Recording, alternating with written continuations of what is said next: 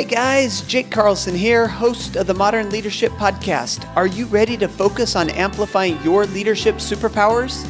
Let's go! Hello, my friends and elite achievers. Welcome back to another episode of the Modern Leadership Podcast. Are you settling in to 2018? Whoa, still sounds weird for me to say. One of the things we've talked about a lot on this podcast over the years is overwhelm.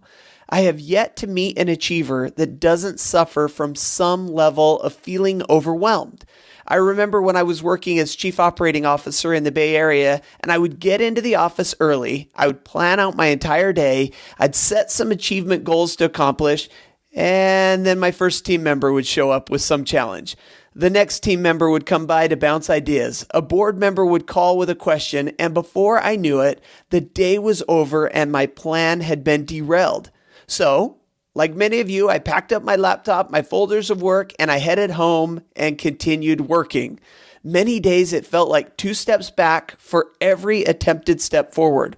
So it is with great anticipation that I introduce today's guest expert, Madeleine Niebauer. Maddie is the CEO and founder of vChief, helping overwhelmed leaders like you and I get on top of our to-do list and spend more time where we can have the most impact.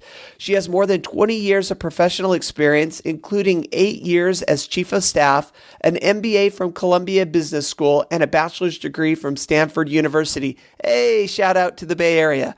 Her company, vChief, or Virtual Chief of Staff, supports leaders from all sectors and domains who are looking for high-level strategic support on a part-time basis. Very interesting. And those of you who know my background, you guys are going to love this. Maddie traveled with her family for 8 months internationally in Central and South America while running her company from the road. She discovered great tips for working remotely, internationally, traveling with the family, world schooling the kids. Maddie, you are awesome. It is so great to have you on the show today. How are you? Thanks so much, Jake. It is so great to talk to a kindred spirit who also loves crazy traveling and world schooling adventures with the kids while running businesses. And I love this idea by Jimmy Buffett where he says, it's all right to be crazy, just don't let it drive you nuts. And I think that's what us travelers are all about, right? It's true. It's true. You got to roll with the punches. So I want to talk about this business that you got, vChief. But before we do, let's hear this story. How did you choose South and Central America, and what was your favorite country? Yeah. Okay. So, we started just dipping our toes in the water. This was before I had started my own business. And first we spent a month in Mexico in Playa del Carmen. And then the next year we spent a month in Costa Rica. And then once we kind of got our feet wet, we were like, you know what, let's do this. Let's take a long-term trip. And by the time we were going to South America, I had started my business, and we opted for South America because it was in similar time zones to the US. So I knew I was going to continue to have a lot of calls with clients and other things. And I just thought we really wanted to go to Asia, but it felt like it was too big of a step while I was brand new in this business. So we decided to go to South America. We bought a car on the border of Peru and Bolivia, and we drove through Bolivia all the way down Chile, into Argentina and Patagonia, and then all the way back up Argentina through Uruguay and into Brazil. And it was absolutely fabulous. Oh, I love it. You know, I've been trying to talk my wife. I wanted to fly when we were in Asia. I tried to talk her into flying into Buenos Aires and then taking a boat around the Horn there up to Santiago, Chile. And she wouldn't do it. It was too cold for her. So yeah, it gets cold in Patagonia. It's super cold. Even in their summer, which is when we were there, it was chilly. So I can't blame her. But it's incredibly beautiful. So you have to get there. Well, and how old are the kids? And what was world schooling like? Yeah, so we have twins who are 7 and a 9-year-old. They're all girls.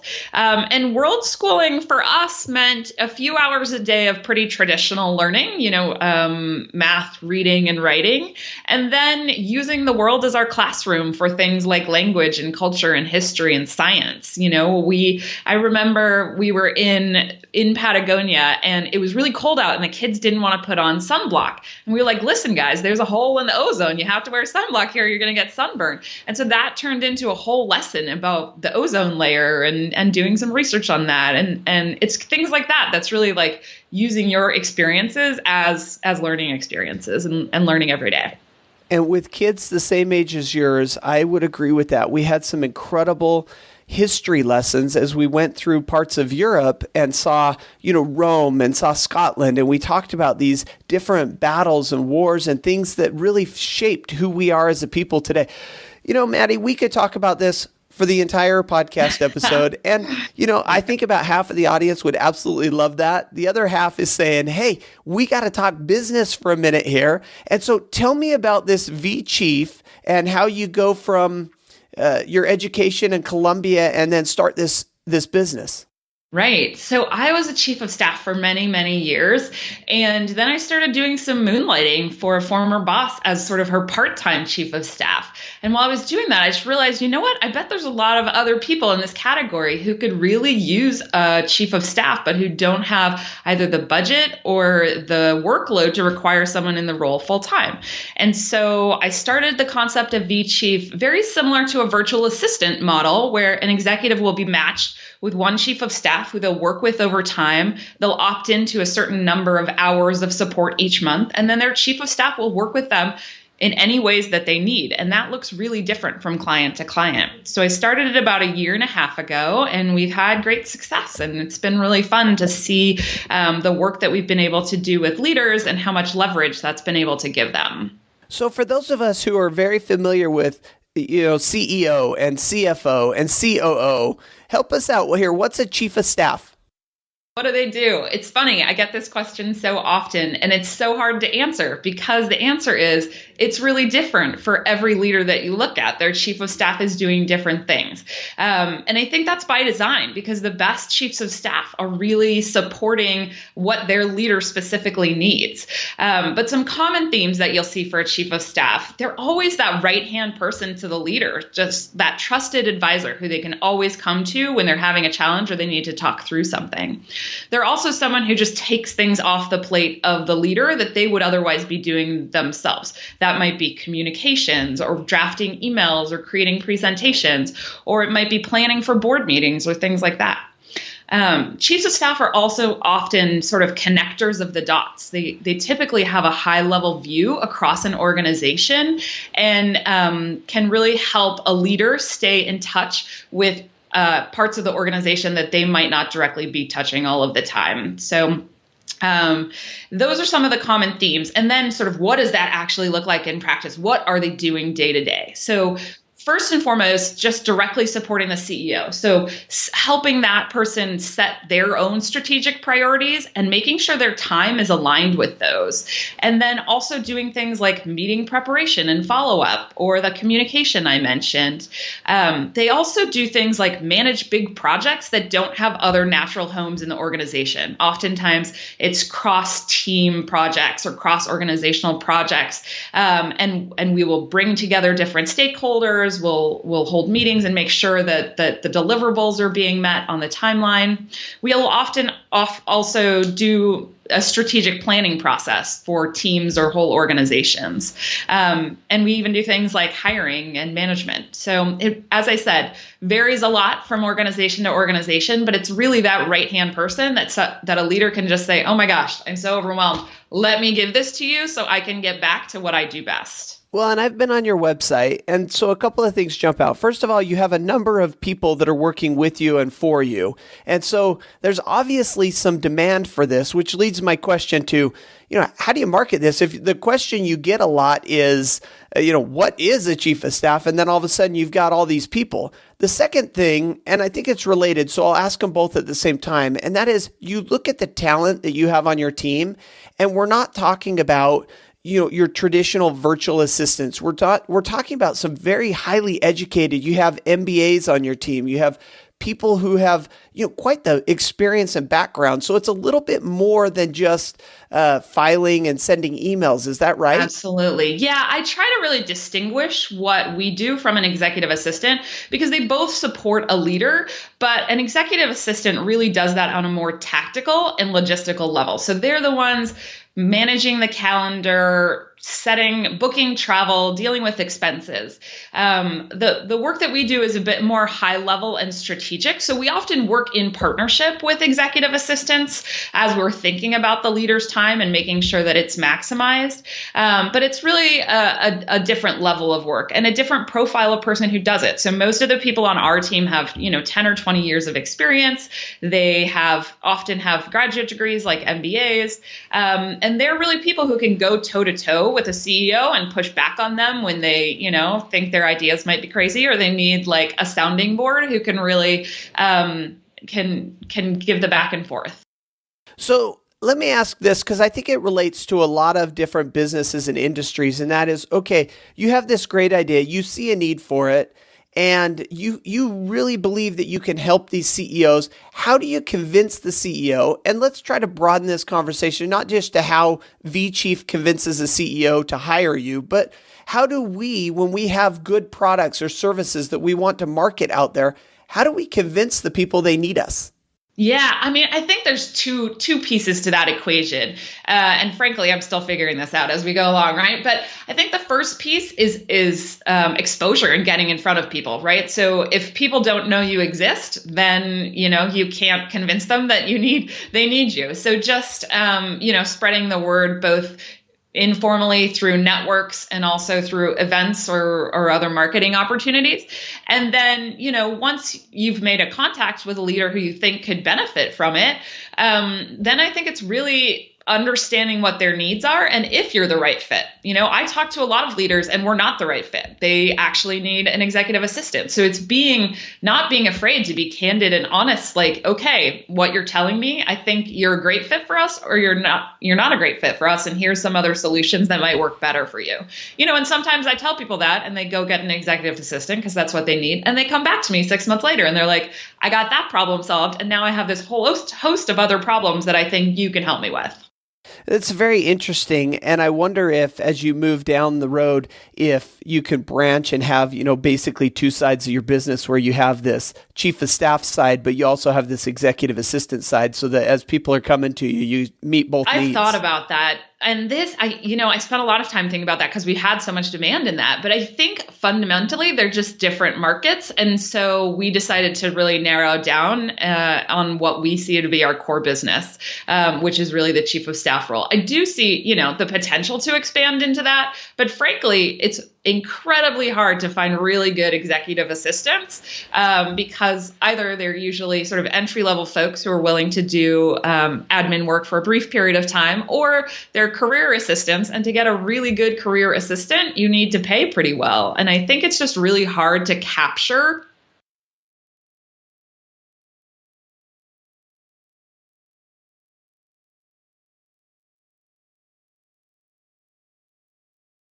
I had this conversation earlier this week about the job market and the changing job market. And one of the statistics is, by 2020, 10% of the job market is going to be this Generation Z. We talk about a lot of millennials and Gen Y, but we're starting to get past that now, and they're here, they're working.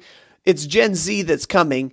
And one of the statistics is most of their jobs don't even exist. And so the conversation I was having is about this outsourcing process. And I was working with a company that basically does interim CFO work, similar to what you do. And the conversation went like this: are we moving into a culture as a society where a lot of companies, maybe mid-level to larger companies, are going to start moving to a more virtual model, where not virtual in that everybody's working off site, but virtual in that you have consultants and advisors that come in, much like the vChief. And do you see demand for this growing, I guess, is a long way of saying it? Yeah, I do. I really do. For better or worse, companies, I think, are, in places where they need to be nimble and flexible. They don't always know what's coming down the pike, and they can't always hire full-time or even part-time people on their own team to manage every piece of the business. And I think, there's always going to be a set of organizations or companies that are going to need things like this, especially while they're growing and figuring out what they need in the long run.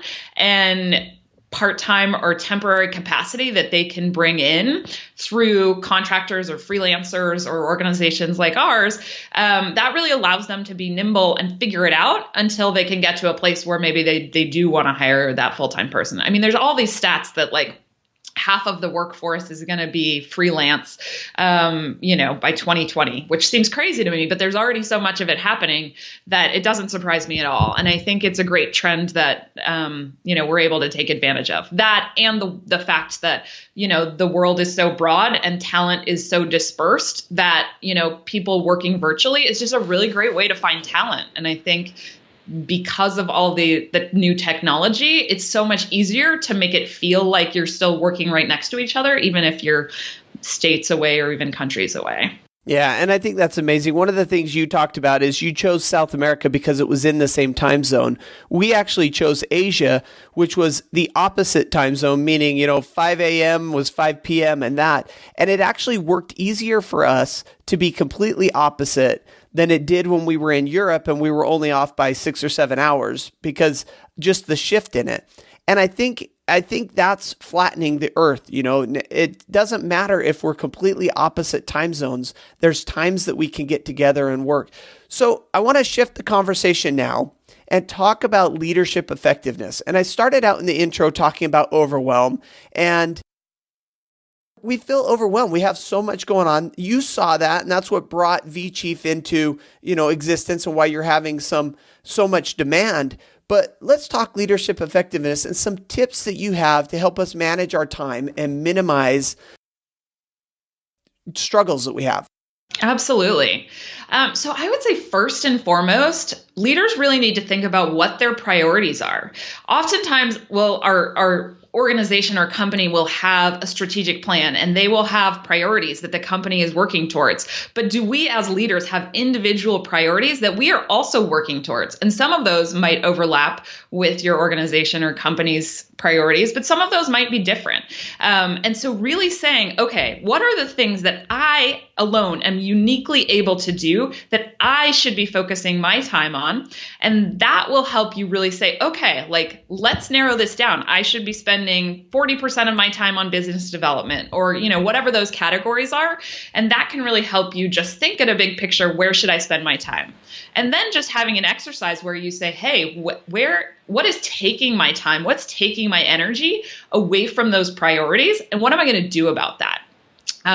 There's this really great HBR article that's about, I don't know the exact title, but something about monkey on your back.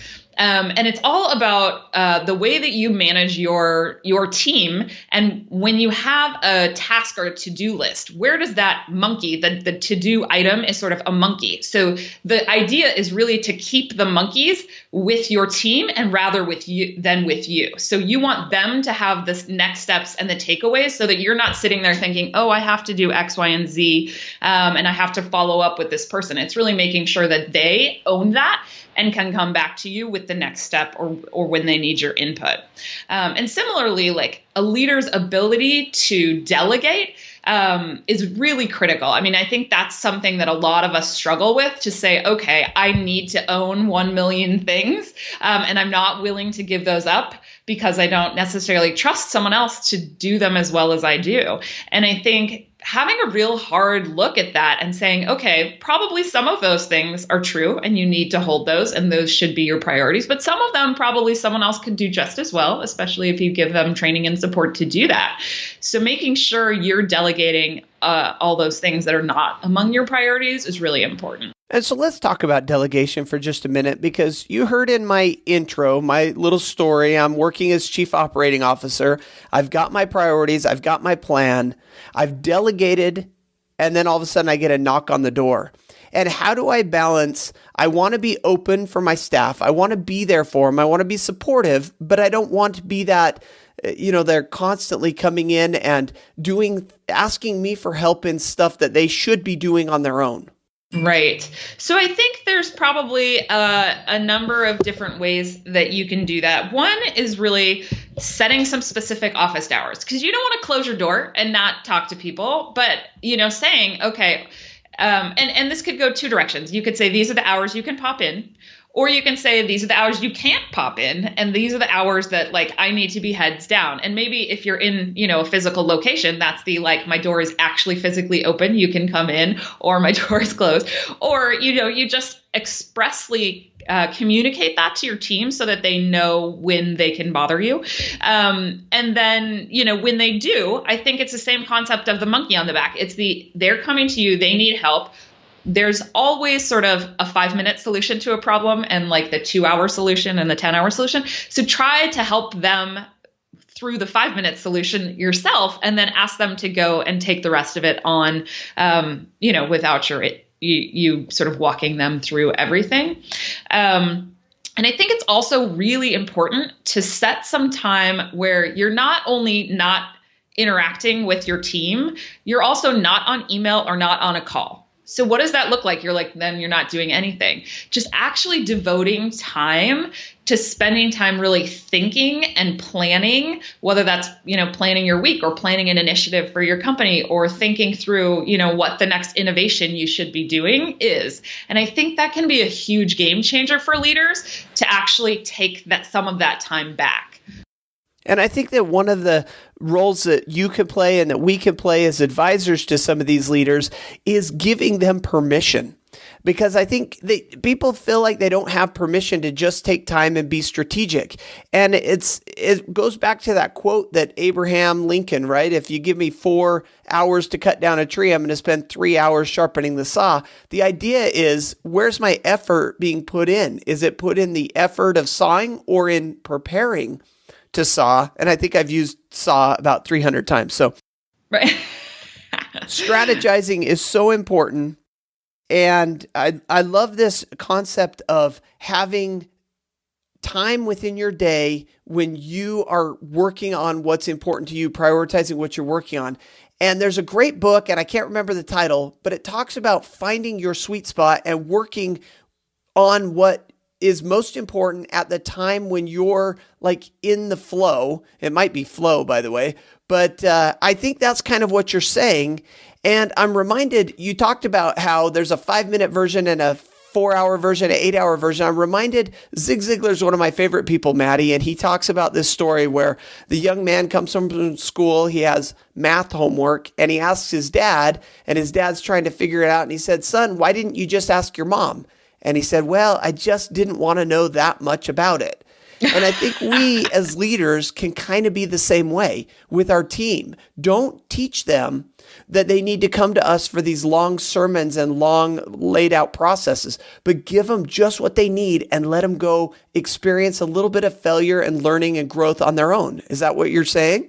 Yeah, absolutely. I mean, give them the tools and the resources for them to learn how to do it themselves, as opposed to you guiding them every step through it. I mean, obviously it changes over the course of an employee's engagement with you. When they're brand new, you're going to do a lot of direct instruction, but then after that, you can really shift to a more coaching role where you give them resources and send them on their way and have them report back after the fact.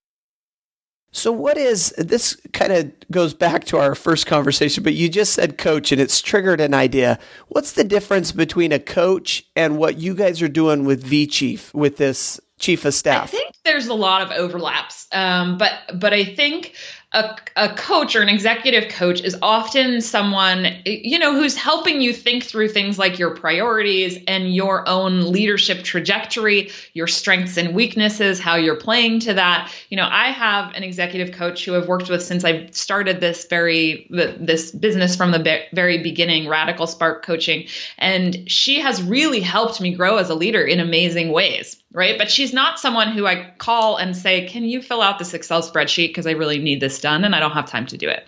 But I do have someone who helps me with operations who's a bit more like a chief of staff for me, who I can call and give those things. I think the chief of staff kind of plays that dual role because they are helping you with as a thought partner and with challenges that come up and help you stay accountable to your priorities. But they're also someone who you can just say, "Hey, can you just take on this work for me?" So that's how it feels a little different for me. All right, that makes sense. Okay, so we talked about prioritizing. We talked about finding out what's taking up your time and budgeting your time. And we talked about taking some time to be strategic and delegation. Do you have another leadership effectiveness tip for us?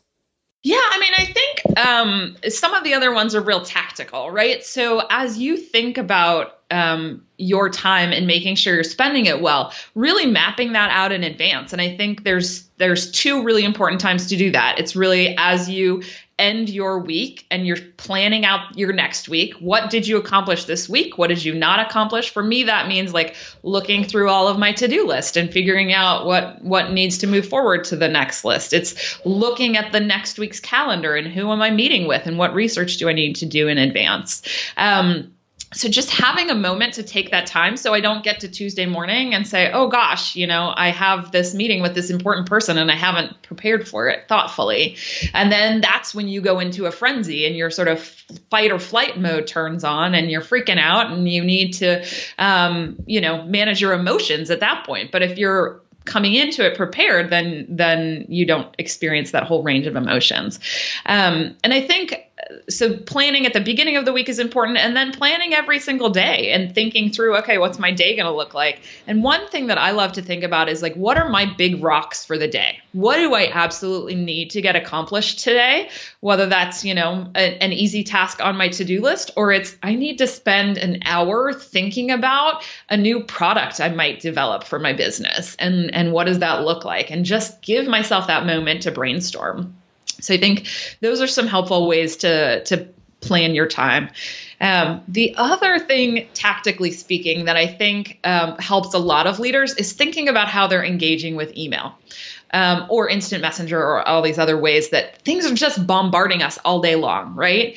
And it's really hard to step away from that because people have an expectation of responsiveness. And you say, oh gosh, I don't want to, miss something important or leave it for a longer period of time.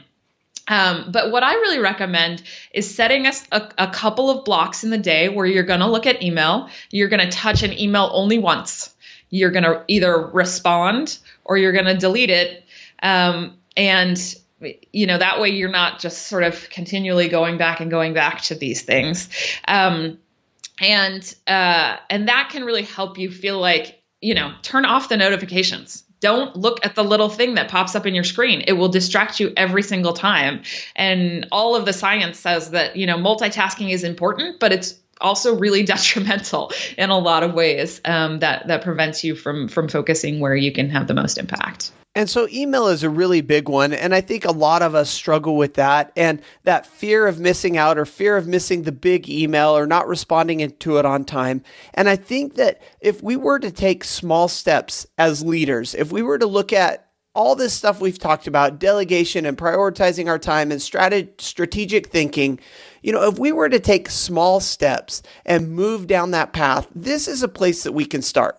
Because all of us can control when we look at our email. And it might be like that first couple of days after you go off coffee where your hands are shaking and you want to look at the email.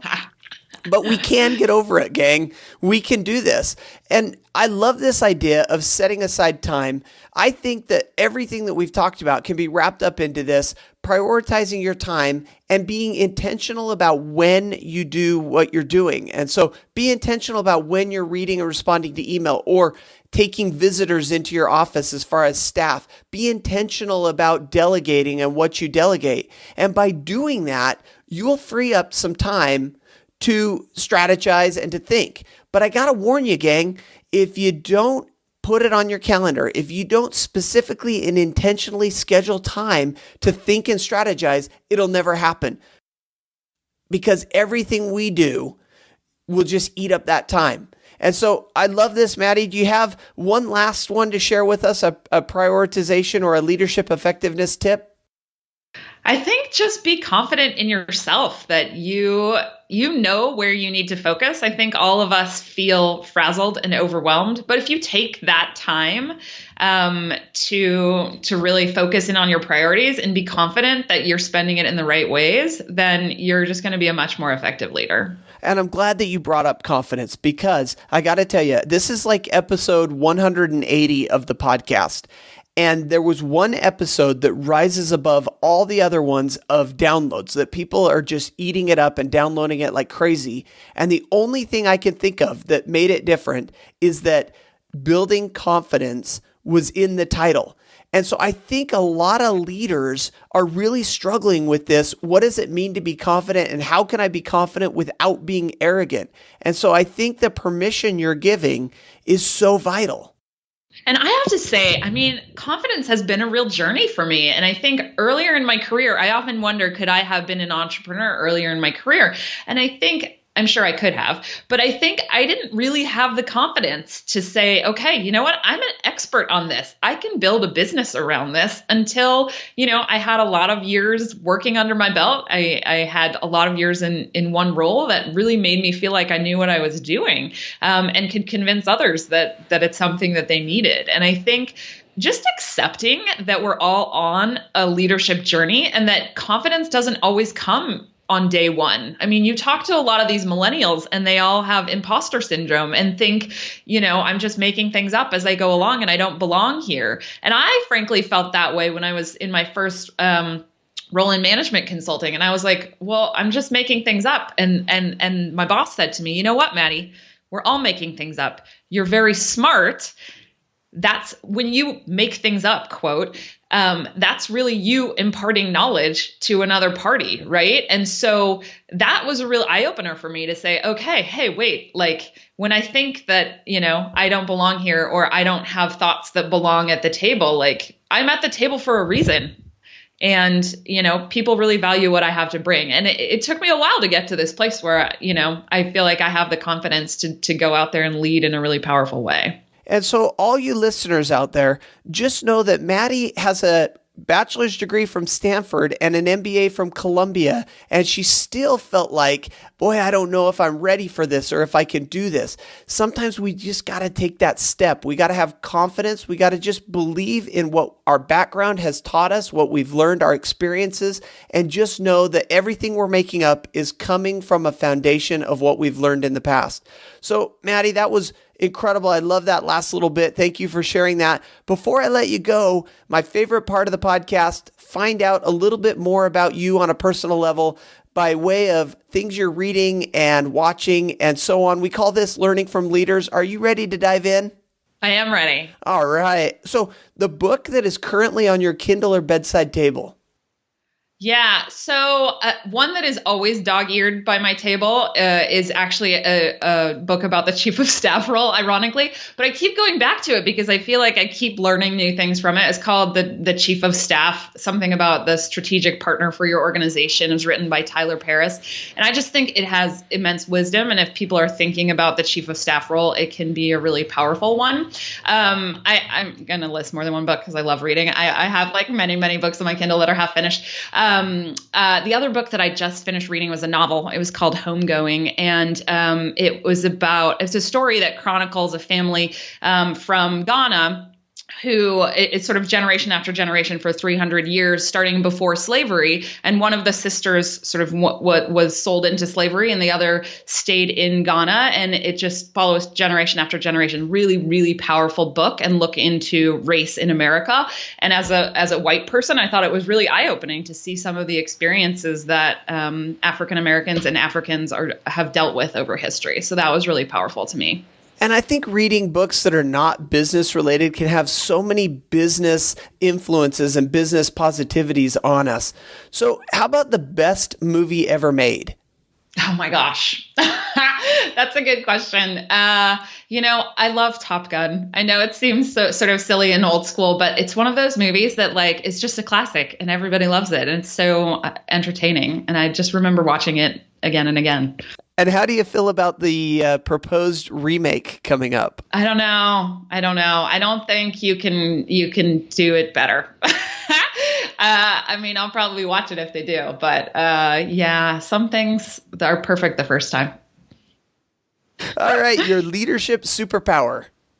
Yeah, I think I would say authenticity. Like when you work with me, you see what you get. Or you get what you see. I really love to bring my true self and my full self to my business, which is why I love talking to you because I get to talk about things that I love, like travel and doing exciting things. And I think people really sense a genuine person. Right. And so I think authenticity is my superpower. And I think authenticity is something that is it's exploding in the world right now as far as need, and it's a real differentiator between those that are robotic and mechanical and are just getting the job done, and those that are really making an impact. And I think in the future, those that have that authenticity are going to be the first in demand when it comes to jobs and opportunities. So I love that leadership superpower. How about your motivational quote, philosophy, or mantra, or something that you live by? I really love the one, be the change you want to see in the world. And for me, that has manifested itself all sorts of ways, right? I worked in the nonprofit sector for a long time and I'm really passionate about education in particular. I was in the Peace Corps in Africa. And now I'm building a business that really allows people to have flexibility. So a lot of the people who work for me have families who they want to spend time with, and having a remote part-time job really allows them to have that balance in their life. And it's something that, I personally have longed for when I've, been in bigger full-time roles, and it's something I've been able to create with this business. And I'm excited to be able to create it for my team and the people who work for me. Perfect. All right. Now you have a 9-year-old and 2 7-year-olds. If you could leave just one leadership trait to them or the next generation, what would it be? I'm going to have to go with confidence, right? Like, especially for young women in this world going into, the corporate world where you just don't see the representation of women that you want to see, just having them grow up feeling like they can conquer the world and do whatever they want, whether that's, running a business or running a government or, helping in a nonprofit or joining the ministry, whatever it is. I want them to feel like they can really take it on with gusto and with confidence. And as the father of 2 daughters, I've got to say this is one of the most important things in my life, and that is giving these 2 little girls the confidence that they can do anything, regardless of what it is, education, or as far as climbing the corporate ladder or being the president or whatever they want to be. Anybody could do it if they put their mind to it and work hard, and especially these young little girls. So I really appreciate that. Our final question then is the best business book ever written.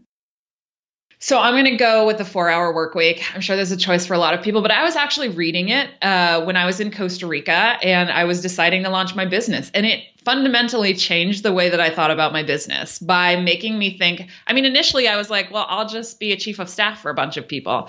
And it really made me think, no, let's build a business where I hire lots of other people who are incredibly talented, who can go be chiefs of staff for people. And that will free up my time. When I'm in the States, I work very full work weeks, but when we're abroad, I typically work 10 or 20 hours a week. And it's an amazing, incredible balance that I wouldn't be able to do if I were doing all the client work. So I think it's a really great book to help people think about just getting past my time equals my paycheck. And I love how you've brought this around full circle for this episode of the podcast where we talk about, how do we take things off our plate, being more efficient and more effective. And then you parlay that into the 4-Hour Workweek and how you've been able to create the life of your dreams. Sure appreciate you coming on the episode today. Before we let you go, any last bit of advice and how can we find out more about you?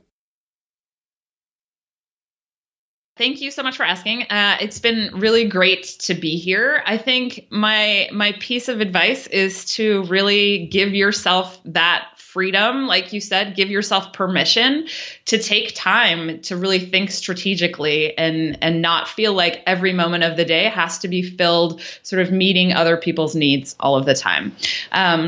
And in terms of ways that you can learn more, we have some tools and resources on our website. You can visit www.virtualchiefofstaff.com/ML for modern leadership.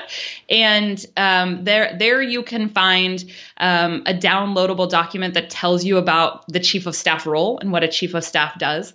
There's also ways to contact me. You can follow us on social media. We post a lot about productivity, effective leadership, and the chief of staff role for people who are curious about that. So that's really the best way to be in touch with us. Awesome. And we'll link all that up on the show notes. And thank you so much again for coming on and teaching us how to be more effective. Have a great trip to Asia. I know you're leaving in just a little bit, so have a great time.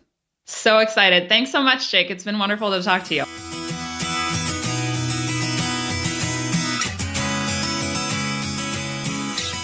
Hey gang, what did you think of that? Sure appreciate Maddie coming on the podcast and being a part of Modern Leadership. You know, as she scheduled this interview and I was preparing for it, I was thinking about chief of staff and what it meant. And all I could think of is like the president, right? The president of the United States. He has this chief of staff.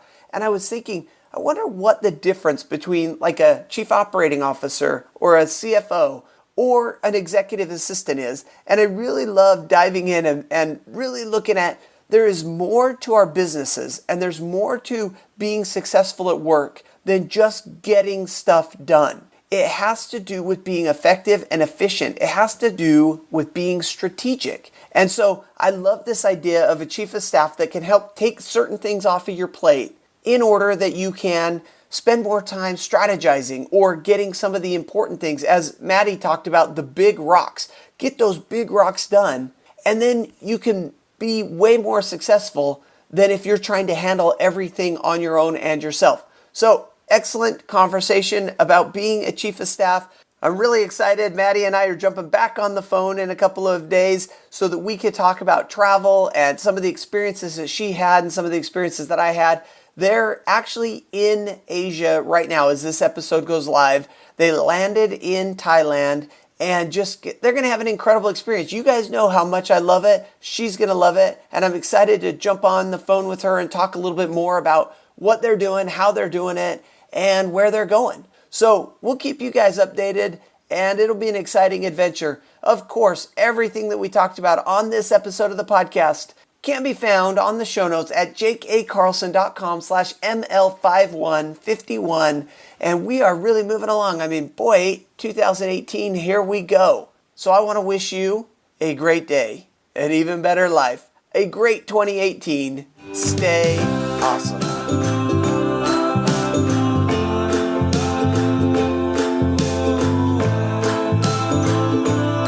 Thanks for listening to the Modern Leadership Podcast. You can find me on Facebook at Speaker Jake, on Twitter at Jake A. Carlson, and of course the website, jakeacarlson.com. See you there.